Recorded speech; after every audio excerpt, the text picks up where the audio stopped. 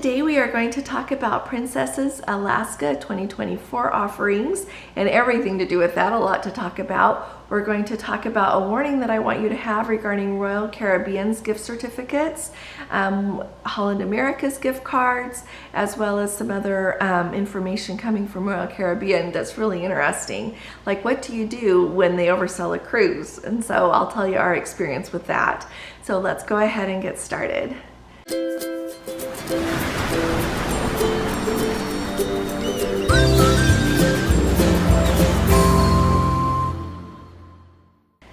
Hi there, this is Allison with Let's Go Travel Tips, and it is later in the day here on December 7th, but this video is for you here on December 8th of 2022, and so it's Thursday, and I wanted to let you know a little bit about what's going on with Princess and their Alaska 2024 offerings.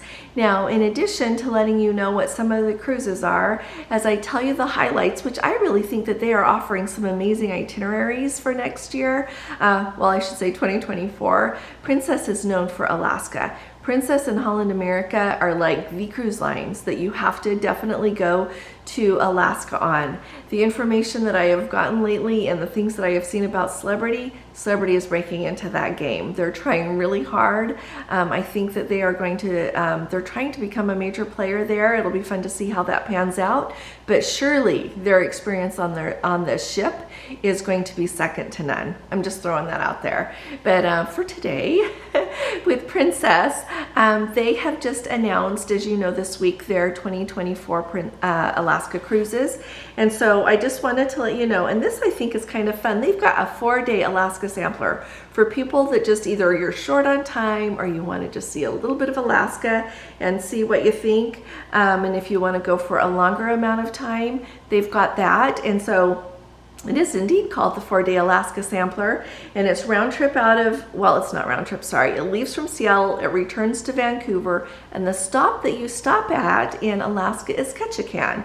And I really like that because in Ketchikan, you have the option that you can go salmon fishing. You can go, like on the excursion that I went on just in June, that you can go out and see the crabs and then eat crab. You can go out to the Misty Fjords National Monument. Gordon and I have done that a few times. So beautiful, just so beautiful. And at the same time, you can take a float plane. I think they do helicopters there. There's just so many options there that I think that's a really good place to get a good taste of Alaska. The only thing that I would say you really miss is you don't get to see Glacier Bay. You don't get to see that kind of scenery so much, but I think it would give you a really nice taste about whether or not you want to see more of Alaska. So I really think that's a good option. Then they've also got their 7-day voyage of the glaciers that goes northbound from Vancouver up to Anchorage. And then they've also got their southbound one. They've got a 7-day inside Seattle, a 7-day inside passage that actually I really like this. It goes from Vancouver and it returns to Seattle. So when you leave Vancouver, you're gonna go up through that inside passage and see all of that beautiful scenery. And then when you come back, it's really easy just to go into Seattle and catch a flight home from there. Much easier, there are more flights, and it's easier for people who live in the United States just to catch flights out of Seattle. So many more to pick from and much more affordable. Usually it is for me and for the people that I have booked. They've also got the 7-day inside passage round trip out of Vancouver. I would say that the benefit with that is that you get to see that inside passage scenery again. They've got, let's see, the 7-day inside passage round trip out of Seattle. And then they also have that itinerary that includes Glacier Bay. And then they have, I think this is great, and an 11-day inside passage round trip out of San Francisco. So those of you that have got 11 days or it's easier for you to go in and out of San Francisco, that's a great option. And then they've got the 10-day inside passage round trip from Vancouver. So if you've got time, definitely take 10 days. I think that you pay so much money to go to Alaska and everything that goes with that, that if you've got your 10 or 11 days, pick up a cruise that includes that. And then they've also got an 11-day inside passage that includes Glacier Bay. And then finally, the granddaddy of them all is the 14-day voyage of the glaciers grand adventure. And let's see, I think that's round trip out of Vancouver. Yes, it is. That is amazing. That's what Gordon and I were going to do at the beginning of May until we couldn't. I think it was for a family thing we had to cancel, but we had that booked for the beginning of May last year, and that this year, 2022. We really, really wanted to do that, but it was more important that we take care of our family and do what we needed to do at that time. But I just wanted to give you an idea of what some of the offerings are, and in association with that, Gordon and I would really like to do a group cruise to Alaska next year. I'm kind of trying to decide if we want to do a cruise tour, and if we do the cruise tour, that would include, of course, a land portion and a cruise. Trying to decide if we should do that, or if we should do that on our own and do a group cruise just for a cruise. So if anyone would say in the comments if you would be interested in doing that, if you would like to do a cruise tour, or if you would just like to do a cruise, and maybe what month. Gordon can also put up a little thing on YouTube where you can kind of vote what you would like, so we'll do that as well. But I would really like to hear from you in the comments if you'd be interested and what you think about that. I think that a group cruise to Alaska would be not only a lot of fun, but I think it would be amazing to share that voyage with so many of us who enjoy Princess, who enjoy the same kind of things. Now, I will remind you that we do have a group cruise on Holland America in 2023, so that would be for 2024. So May 27th on the Eurodom, we are going on a 7-day cruise up to Alaska. And so if you're interested in that, let me know. We still have some spots open, and we would love to have you come with us. The reason that we're doing Holland America this year is for 2023 is because in June I got to go on Holland America to Alaska. It was phenomenal. And we have been 3 other times on Princess, but it was different enough and wonderful that I wanted Gordon to experience that. And so I thought maybe some of you would like to come with us and enjoy it as well. And so just putting that out there. If you're interested, send me an email and we'll get together on that. Now, I also want to talk to you today. We've got a little bit more information. Remember, I told you the other day about the Viking expedition ship. It's the Polaris that was down in Antarctica. They had a rogue wave come and hit the ship, and a lady perished as a result of that. And so, as before, our thoughts and prayers do remain with that family. And I wanted to also let you know that we also have received more information. There are lots of stories out there, and there are some people that were actually on that sailing who have mentioned some other things that happened on this cruise. And they're not things, I'm not saying they're things that are Viking's fault. That's not my point at all. But it's things that I think that we should think about, talk about for a minute as we kind of weigh where we stand with risk, like I talked to you the other day. The lady mentioned that they had, well, one of the Zodiacs was out, and this husband and wife team there that were being interviewed, they were actually on the Zodiac when this happened. They heard a loud sound that she said kind of sounded like an explosion, and the people across from them flew up into the air like 3 feet, she said, and then one of them went into the water, and then one of them hurt their leg really bad. And so of course they were able to scramble, hold on to the life vests of the gentleman that went into the water, so he was okay. They got him back on the boat, but the lady who hurt her leg, they had to hurry back, take her to the medical center on the ship, and her leg injury was severe enough that the captain made the decision to take them back to Ushuaia there at the tip of Argentina so that she could get the medical care. It sounds like it required surgery. I'm telling you all of this because I have to think about this a lot, but it makes me, just me, I'm a worrier. I'm very risk averse, okay? I'm not worried about our Princess cruise to Antarctica next year. It makes me wonder if I am cut out to go on an expedition cruise to Antarctica.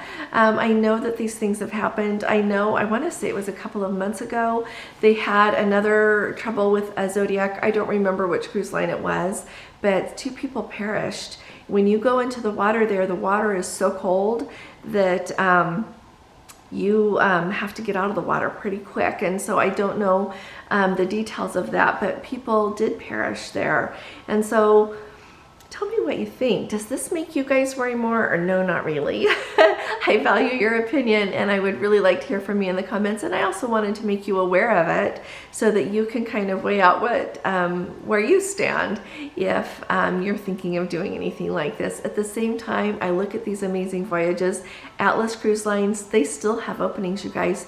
They right now are, for some of their sailings, especially on their newest ship, the second person sails for free. So it's a marvelous time to go. A marvelous time to go to Antarctica. And so wanted to let you know that. The next thing I want to talk to you about is Royal Caribbean gift cards / gift certificates. Now, an easy way to get those is, I know our Let's Go family member, she went the other day, bought a gift certificate off of from AARP because they sell them. But here's the thing that I want everybody to know. When you go to buy the Royal Caribbean gift certificate, they list out what you have to do to redeem that. However, once you are in possession of that, they give you more instructions, which make it really it's much harder to use than you would think. I've gotten lots of Princess gift cards as gifts over the years. I've bought them before. When you buy them and you get the 10% added bonus card for buying them, and Princess just ran that. But I was not familiar with Royal Caribbean. You don't just enter that like you would a payment. You actually have to submit it to Royal Caribbean 10 to 14 days until they process it, and then you have to talk to them about what you want them to apply it to. It is not the same thing that we are used to with Princess and with Holland America. Just putting that out there so that you don't buy it and then suddenly you own something that's much harder to use, or you are not able to use it for what you thought you were going to be able to use it for. Okay, heads up about that. Along with that, right now, Holland America is running their deal that if you buy at least $250 worth of gift cards, they will give you a 10% bonus card. So if you bought the $250 worth of gift cards, they're going to give you a gift card worth $25. So that is a really good way to do it. It saves you 10%, because even if you don't give them to somebody else, you can buy them and then just use them to pay for your cruise, okay? Holland Americas are very easy to use. They're like Princesses unless they've changed them from other years. I don't think they haven't. And what you can do is you can just enter them as a payment when you pay for your cruise, or if you call your travel agent, he or she can just enter that. Very smooth, really nice. And so if you've got a Holland America cruise coming up, this is a really good way to pay for it. So wanted to put that out there. Now, the other thing I wanted to tell you about is what is going on. Royal Caribbean's Wonder of the Seas, I know it's all over the news, they overbooked it. And so everybody who is on that cruise has the option that if you want to move to an interior cabin, you can move to an interior cabin. I don't know if it's everybody on the cruise. I should say, if you're going to have the option, if you are affected by that, to move to an interior cabin and sail for free. Like no cruise fare, 100% refund of your cruise fare. And so what they're doing is they are offering that, and they're seeing how many people take it. And then if enough people take it, then no one's going to have to be moved from their cabin forcibly. No one's going to have their cruise canceled. They'll just be able to move people to the interior cabins and be okay. They've just oversold some categories. They don't even say which categories. Clearly it's not interior. And so I think that that's really important from a couple of aspects. First of all, it's really interesting to me that in this day of computers that can happen, but at the same time we know glitches happen all the time. And so I wanted to share with you what happened to Gordon and I one time when we were booked on a sold out cruise. I know that if you've been in with us since the beginning, I've told you this before, but we have so many new people. I just want to give you a window into what can sometimes happen. So we were booked on our Mediterranean cruise that we went on in 2019. And we received a couple of phone calls saying, would you be willing to go on a cruise another time? And we were like, no, we really want to go on that cruise. Then we got the phone call that said, would you like to go for free? And we had been waiting for this cruise. We were so excited about it. We thought about it and decided, no, we would just like to pay for it and go. We were at the airport, actually, at the gate, waiting for our flight to come there in Salt Lake City to start our flights to get to the cruise. And we got a phone call from Princess saying, if you will move to another cruise, you can have all of your money back for this cruise, and your next cruise, the same Mediterranean cruise, is free. And so we had to say, we'll call you back. So we just talked it over and we decided, nope, we have been waiting. We both can go, we're gonna go. And boy, am I glad we went, because that was in 2019. We would have not been able to go until this year. And we had just such a wonderful time. But I wanted to let you know that the cruise lines really will offer an awful lot if they have to, in order to get people to move around. The other thing is, sometimes Gordon's vacation time is, we're always trying to work around that. And I don't know, later that summer, he didn't have any more, we were up against deadlines for him. We could not have gone later. We couldn't go in August or September or October. And so we really had to go when we went. But really, if you can be flexible on these cruises when they accidentally sell out, I think it can really work to your benefit. And so I just wanted to let you know some of the things that they do when they do these kind of things. So let us know if that ever happened to you, if you've ever been on a cruise that's been oversold, if you ever got an offer, if you took the offer, and just kind of how all of that worked for all of you. I really appreciate you all being here with us. If you've got questions about anything else, let us know. And if you are on a ship right now or recently returned, would you please let us know how everything is going? It really helps inform all of us, and I really appreciate the updates from all of you. And if you haven't subscribed, will you please subscribe and give this video a thumbs up? I'll be talking to you all again really soon. You all take really good care. God bless you. Love you. Bye-bye.